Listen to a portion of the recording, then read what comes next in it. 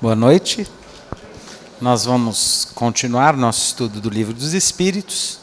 Estamos naquela questão famosa, né? Que é a questão 886. Nós começamos já tem uns 2 domingos essa questão, né? Qual o verdadeiro sentido da palavra caridade como a entendia Jesus? Essa é a questão que a gente está trabalhando. Caridade é uma palavra bastante comum, né? A gente ouve falar muito de caridade, obras de caridade, agir com caridade, ter caridade para com o próximo. Fora da caridade não há salvação. Espíritas, em geral, entendem que se a gente não fizer a caridade, né, não está fazendo nada.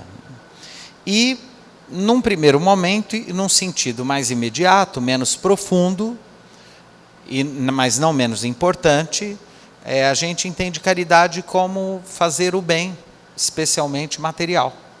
Então, é comum, por exemplo, que as casas espíritas tenham um departamento de assistência e promoção social. Então, se faz sopa, se distribui roupas, né, se atende crianças, ou o idoso, ou um asilo, um orfanato, ou uma creche, ou faz sopa. Nós temos aqui o núcleo assistencial. O que é o nosso núcleo assistencial? Voltado para a prática da caridade material. Não que ela seja fácil, ela também é difícil. Aliás, qualquer dia nós vamos falar aqui sobre um projeto muito interessante que eu gostaria de convidá-los para ajudar as nossas instituições filantrópicas espíritas. Não sei se vocês sabem, mas agora a gente já, ao invés, quando a gente vai pagar o imposto, quem faz a declaração do imposto de renda, a declaração completa, a gente pode destinar 6% do que a gente vai pagar para uma instituição da nossa cidade. Vocês sabiam disso? Pois é, se você é pessoa jurídica ou pessoa física que, né, pode doar na sua declaração, você pode encaminhar para a casa do vovô, para a casa de Betânia, para o Sanatório Espírita Vicente de Paulo, para a Terra de Ismael. Nós temos várias instituições aqui em Ribeirão Preto, espíritas ou não espíritas, que podem ser destinatárias de parte do dinheiro que você manda para Brasília, não é bom? E sabem quanto o ano passado, em Ribeirão Preto, podia ter sido destinado e não foi para Brasília? Vocês sabem ou não? 22 milhões de reais. Por quê? Porque as pessoas não sabem que pode fazer isso, não fazem isso, e aí vocês têm que aguentar a gente aqui, pizza, feijoada, né, para manter as instituições. Quando a gente começar a tornar uma prática isso, qualquer dia eu posso trazer aqui um domingo, explicar como que a gente faz? Porque é uma beleza, porque é bom para vocês que não tem que ouvir essa encheção toda, né? De campanha, isso, aquilo. Então, mas a gente está falando de promoção social, de assistência social. Essa caridade, para alguns ela é simples, principalmente para quem não tem muito apego a grana, dinheiro, né? Você pega lá, paga, compra um negócio, ajuda, e etc, etc, etc, né? E quanto mais tem, mais fácil deveria ser, né? Porque tem gente que tem pouco e é muito apegado, e tem gente que tem muito e, curiosamente, também é muito apegado. E que tem muito e é desapegado, quer dizer, isso aí vai de cada um, né? Mas, assim, teoricamente, é fácil, é gostoso, porque a gente se sente um ser humano bom. Comprei uma pizza, um dia menos no umbral. Fui numa promoção beneficente. Isso faz bem, a gente se sente assim, nossa, olha, peguei parte da minha grana e ajudei o próximo, tal e coisa, né? Então, assim, é fácil, a gente não perde muito tempo, não nos compromete muito. Então, apesar de ter gente muito apegada, essa é muito simples. É como assim, se fosse terceirizar a vivência do amor ao próximo, né? O dinheiro faz isso pela gente. Mas o Livro dos Espíritos, nessa questão, ele vai dizer o seguinte: quando a gente fala de caridade, o buraco é mais embaixo.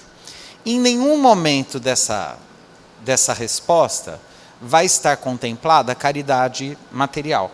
Ele vai desenvolver isso, daqui a pouco nós vamos falar disso, muito provavelmente em alguns domingos para frente ou até o ano que vem. Mas, num primeiro momento, o Espírito de verdade nem cita isso, nem fala disso. Não fala de sopa, não fala de orfanato, não fala de nada. Ele vai falar assim, ó, como Jesus entendia a caridade: benevolência para com todos, indulgência para as imperfeições alheias e perdão das ofensas. Olha que interessante. Só essas 3 coisas. E aí começa, e a gente desenvolveu isso aqui num domingo, com a benevolência para com todos. Bene de bem, volência de volare, de vontade, de voluntas, né? Então, boa vontade para com todos. Isso é ser o primeiro degrau, a primeira vivência da caridade é ter boa vontade. E ter boa vontade começa, por exemplo, com a nossa disponibilidade. E como que a gente é disponível? Né? A primeira coisa, olha que interessante, primeira coisa, sendo educados. Então, ser educado é uma caridade? Sim. Não há coisa menos caridosa do que gente grosseira, indelicada, mal educada, né? Incapaz de agir com delicadeza ou com gentileza para com o próximo. Então, já começa aí, né? Se eu conseguir ser educado com o próximo, isso já é muito bom. E aí tem um detalhe muito interessante, porque quando a gente pensa no próximo, a gente pensa num próximo que não é tão próximo. A gente pensa no vizinho, no colega, na pessoa que está na rua e tal, né? Mas o próximo, mais próximo, é aquele que a gente convive mais tempo no dia a dia, né? Então, é muito comum, por exemplo, a gente conseguir ser super educado com gente estranha. Então, a gente é educado com a visita, a gente é educado com o cliente. O sujeito tem um comércio. Com os fregueses, com os clientes, ele é um doce. Com os funcionários, ele é um manga larga, marchador. Né? Em casa, ele faz assim, inveja, né, para um minotauro. É grosseiro, estúpido, grosso, indelicado, mal educado, autoritário. Então, assim, o que é educação? Essa disponibilidade, essa gentileza com aquele que naquele momento está próximo da gente. E aí a gente entrou numa dimensão dessa análise muito interessante, que é a dimensão do tempo. Como assim a dimensão do tempo? Porque nesse momento, por exemplo, eu não estou na minha casa. E, portanto, as pessoas com quem eu convivo, nesse momento exato, não são as minhas próximas. Por quê? Porque se eu desencarnar agora, o meu compromisso, enquanto eu estou aqui existindo, na dimensão do tempo, é com quem eu estou agora, que são vocês todos que estão aqui. Então, eu preciso ser educado com as pessoas que estão aqui. A hora que terminar a nossa reunião, e vamos imaginar que eu vá, sei lá, numa pizzaria, ou que eu vá numa emergência de um hospital, ou que eu vá trabalhar, eu vou estar próximo daquelas pessoas que estão ali naquele momento. Então, quem é meu próximo? É aquele que agora está perto de mim. Né? Lá no Evangelho, nós temos uma lição muito interessante, né? Que é o doutor da lei, né, que vai testar Jesus e pergunta o que é preciso, né, para chegar ao reino dos céus, que manda a lei.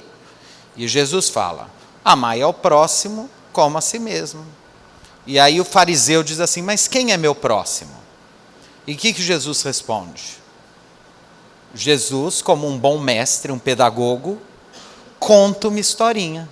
Quando o fariseu pergunta: quem é o meu próximo? E aí Jesus conta: um homem descia de Jerusalém para Jericó. foi tomado por salteadores. Levaram tudo, machucaram, ele ficou à beira da estrada, todo machucado. Né? Aí passou um fariseu, olhou e não fez nada. Passou um levita, olhou e não fez nada. Passou um samaritano. Quem era o samaritano? O samaritano era o habitante da Samaria. A Samaria era uma das tribos de Judá que sofria uma imensa perseguição por parte dos judeus, principalmente, né, das tribos de Davi, etc. Eles achavam que os samaritanos eram seres inferiores, eram seres desprezíveis. Para vocês terem uma ideia, na época do Cristo, quando um judeu estava comendo, se passasse um samaritano na frente e fizesse sombra no prato do judeu, ele jogava a comida fora, porque a comida dele tinha sido estragada pela sombra de um samaritano. Isso era o samaritano na época de Jesus. Então ele escolheu uma pessoa que era assim, a escória da escória da escória, membro de uma categoria absolutamente renegada, né? E aí o samaritano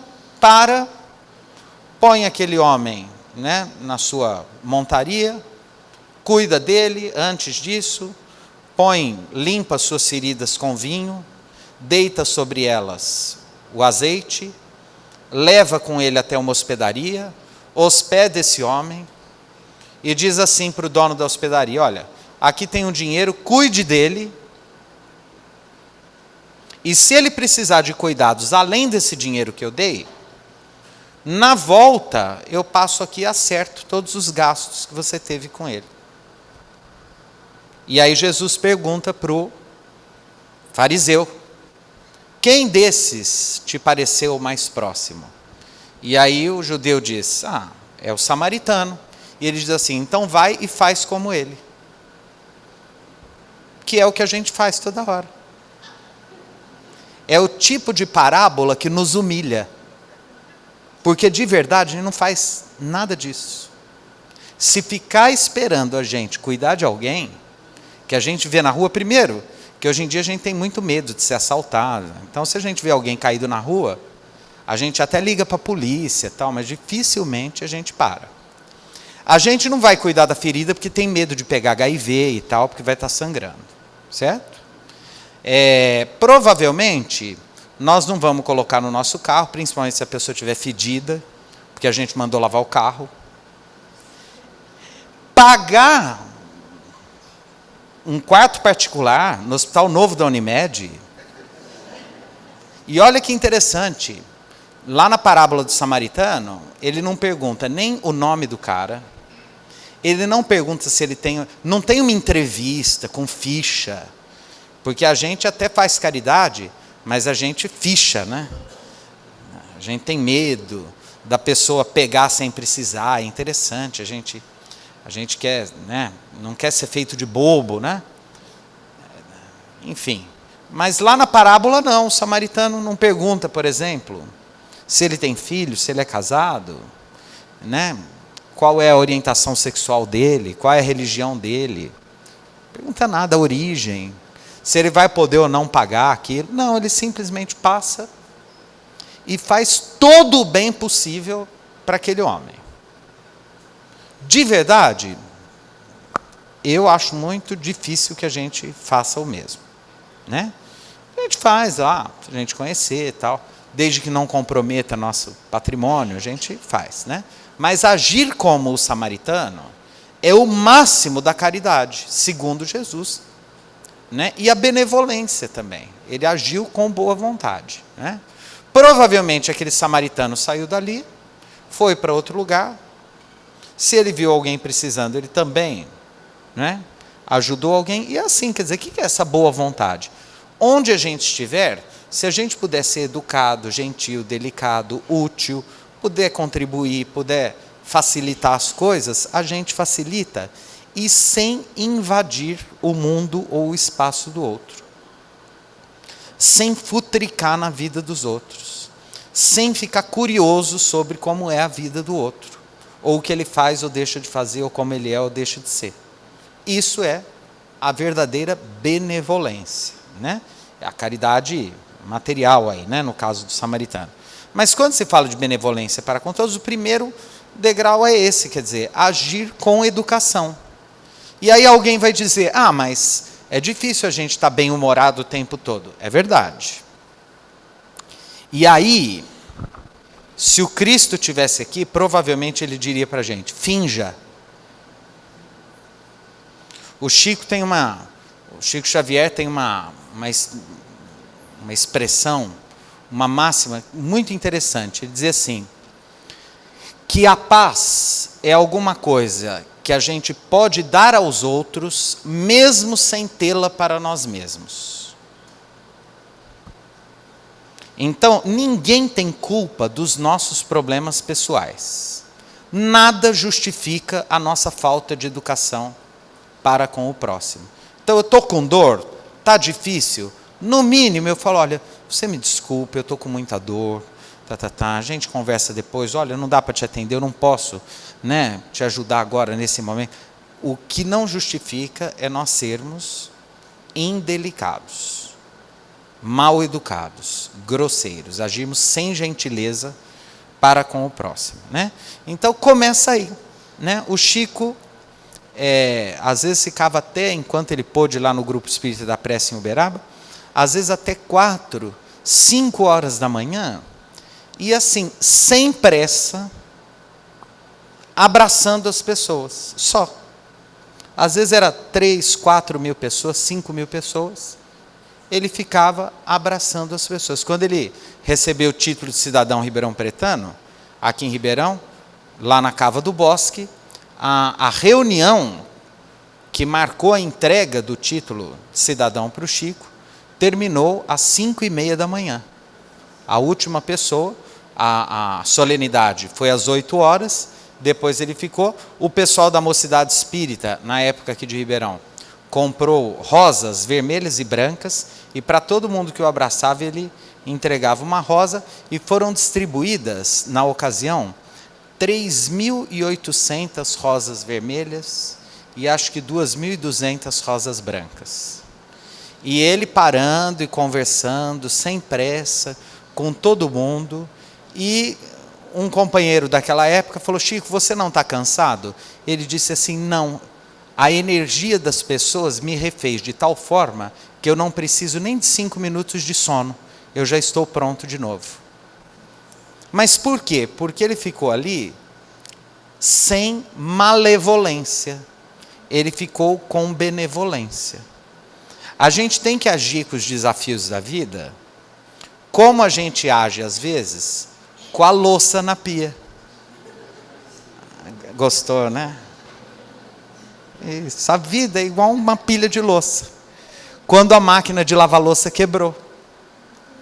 Então está aquela pilha, ali. Em algum momento vai ter que lavar. Os desafios da vida, em algum momento, têm que ser enfrentados.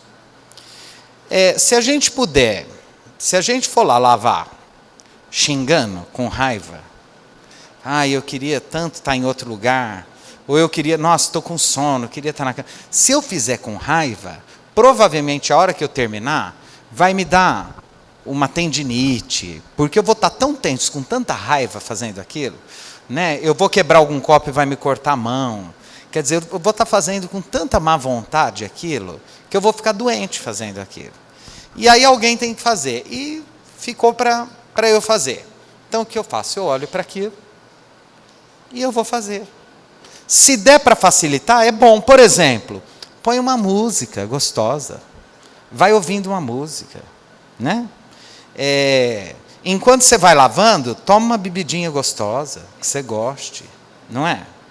Se der para ser fácil, tranquilo, melhor.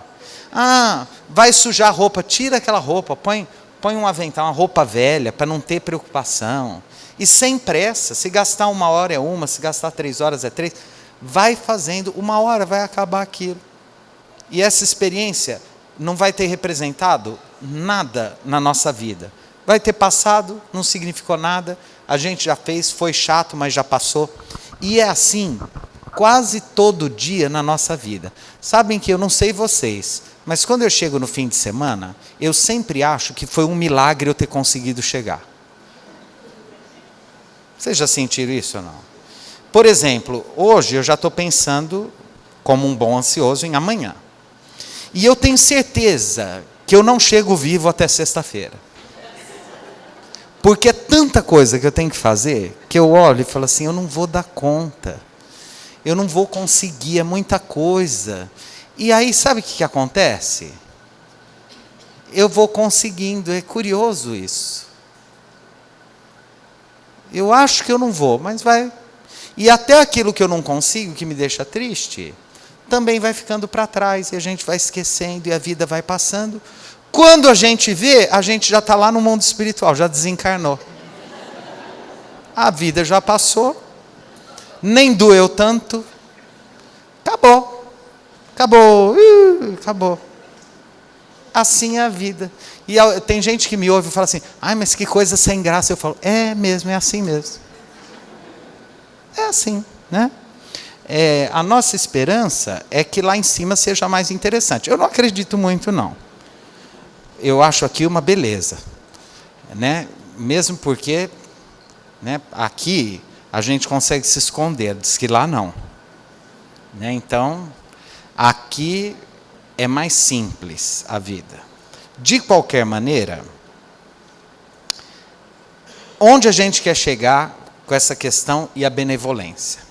Levando a vida assim, mais leve, olhando para as coisas com mais leveza, sem fazer um cavalo de batalha, sem dramatizar, e procurando levar a vida com mais bom humor, com mais, enfim, boa vontade, né? Uma outra palavrinha mágica, né, que está lá no conteúdo do Evangelho, e que toda vez que a gente se distancia, a gente gera sofrimento, é a simplicidade. Todas as vezes que a gente se distancia da simplicidade, a gente começa a sofrer. E todas as vezes que a gente se aproxima da simplicidade, tudo fica mais fácil. Por exemplo, a gente vai caindo assim. Aí a pessoa quer disfarçar, aí deixa crescer só de um lado e dá aquela lambida assim. Demora, a vida é difícil, a gente tem pressa, dá um trabalho para disfarçar, né, a calva aqui. Aí é o seguinte, se você, meu irmão, tem esse problema espiritual da falta de cabelo, raspa, filho. Só que é um caminho sem volta, sabe por quê? Porque é simples. A gente sai pronto do banho, não tem secador, não tem nada. Mas como a gente não gosta de uma vida tão simples, a gente deixa a barba crescer. Aí tem que usar shampoo, tem que usar... Aí você acorda, tem um bico, parece um chifre aqui assim. Aí você alisa. Por quê? Desviou da simplicidade, a gente começa a sofrer. Sempre que a gente complica a vida, começam os nossos desafios, os nossos sofrimentos. Então, assim, simplicidade, leveza, facilidade, aceitação. Uma outra coisa boa que tem a ver com benevolência. Evitar discussões, bate-bocas. Então, você está lá na sua casa, seu marido, seu filho, seu colega, né? Aí ele olha para esse copo aqui e fala, nossa, bacana esse copo de plástico, né? E você fala, é verdade, o plástico facilitou muito a vida da gente. Você está vendo que não é plástico, é vidro. Mas sabe que diferença vai fazer você discutir com ele sobre isso? Nenhuma. E aí, quando a gente começa no bate-boca, as sombras, eu gosto dessa palavra, porque desde criança eu nasci em berço espírita, né? A gente tinha um medo danado disso, ó. Os espíritos zombeteiros. Vocês já ouviram falar disso? Eu morria de medo. Tem uma amiga minha que disse que quando era criança ela tinha medo do Malamém. Vocês conhecem o Malamém? Vocês não conhecem? A mãe era muito religiosa. Aí toda vez que ela terminava o Pai Nosso, ela falava assim, e livrai-nos do Malamém, assim seja. E ela achava que esse Malamém devia ser um bicho horrível. Durante anos, ela fugiu do Malamém. Falou, o Malamém vai te pegar. Ela, né? Porque gente antiga, que elas vêm e falam mal, né? livrai-nos do mal, amém. Ela achava que o mal, amém, era o mal. Então, assim, os espíritos zombeteiros aproveitam dessas invigilâncias nossas, dessas bobeiras nossas, dessas picuinhas, dessas coisinhas, e criam uma confusão, incitando a dimensão de nós, que é toda vaidade, toda orgulho, toda arrogância, cheio de razão, e aí eles, sorrateiramente invadem, o nosso psiquismo e causam estragos que às vezes a gente nem sabe a que proporções esses estragos podem chegar. Então, assim, a prática da caridade, nós vamos desenvolvendo isso, a partir da benevolência. Hoje a gente falou da educação e etc. Num primeiro momento pode ser muito difícil, mas no outro a gente vai ver que é muito mais prático viver assim. É um treino. A gente precisa treinar, ouvir e não discutir, ouvir e não responder, ser gentil. Alguém pede um favor para a gente pode, a não ser que a gente realmente não possa, mas a gente pode se colocar disponível, às vezes até sacrificando algum outro interesse da gente, ou a gente pode ser antipático, egoísta, ficar centrado nos nossos próprios interesses e etc. É muito gostoso poder ajudar alguém, A Maria Emília, lá da Tamandaré, tem uma frase que eu gosto muito. A Maria Emília, esses dias nós estivemos lá, ela está, acho que com 94 anos, uma coisa assim, 93 ou 94 anos. Ainda está fazendo palestra, é uma beleza, E ela fala assim, se o homem soubesse o quanto é bom ser bom, ele seria bom por egoísmo, por interesse. E é verdade, por quê? Porque é gostoso, é bom, a gente só precisa tomar cuidado com a vaidade, Assim, a gente fica, assim, eu tenho muito orgulho de ser tão humilde, Porque a gente tem esses clichês. Na doutrina espírita, principalmente, tem muito disso, aquela coisa brega de ser sofrido. Tudo bem, fulano? A gente vai pelejando, filho. Aí você já imagina assim, que a pessoa é um espírito de luz, que ela é muito sofrida, entendeu? Então, assim, cristianismo, gente, é alegria.